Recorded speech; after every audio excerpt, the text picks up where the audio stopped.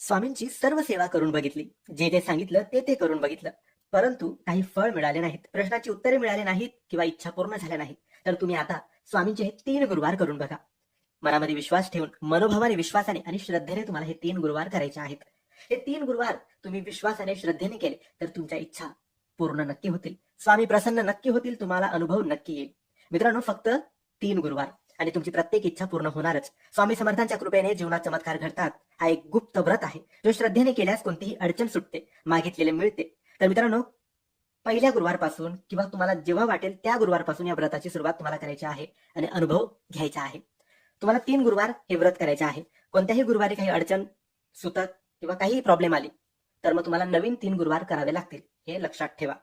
3 गुरुवार करताना 3ही गुरुवारी उपवास करायचा, फलहार तुम्ही करू शकतात आणि संध्याकाळी रात्री स्वामींना नैवेद्य दाखवून तुम्ही उपवास सोडू शकता.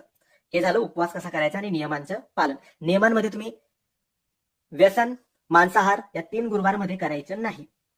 आता तुम्हाला काय करायचं आहे तर सकाळी लवकर उठायचं, अंघोळ करायची, स्वामींना नमस्कार करायचा आणि स्वामींसमोर स्वामी चरित्र सारामृत या पारायणाचे 7 अध्याय वाचायचे आहेत पहिल्या गुरुवारी. 7 अध्याय वाचल्यानंतर स्वामी समर्थांचा जप, श्री स्वामी समर्थ, श्री स्वामी समर्थ हा जप 3 माळ करायचा आहे, हे पहिल्या गुरुवारी.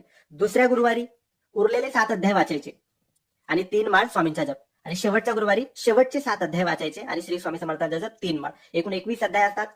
7 7 7 7 त्रिक 21 असे 21 अध्याय तुमचे पूर्ण होतील आणि 7 अध्याय वाचल्यानंतर 3 माळ स्वामींचा जप करायचा. हे 2च गोष्टी तुम्हाला सेवेमध्ये करायच्या आहेत. उपवास करायचा, कोणाबद्दल वाईट विचार, वाईट व्यसन, वाईट संगत करायची नाही. शेवटच्या गुरुवारी अन्नदान करा, कोणाला जेवण खाऊ घाला किंवा कोणाला तरी अन्न जाऊन द्या. स्वामींच्या मठात, केंद्रात जाऊन स्वामीचे दर्शन घ्या. अशा रीतीने सोप्या सरळ पद्धतीने तुम्ही हे सांगता हे उद्यापन किंवा हे पारायण करू शकतात. आणि शेवटच्या दिवशी उद्यापन सोप्या रीतीने करायचं आहे. फक्त चांगला आहार घ्या, फलहार करा, रात्री उपवास सोडा. फक्त एकच गुरुवारी म्हणजे 3ही गुरुवारी उपवास करायचा आहे. आठवडाभर किंवा पूर्ण 21 दिवस उपवास करायचे नाही. तर तुम्ही नक्की मित्रांनो हे 3 गुरुवार करून बघा, चमत्कार होतो.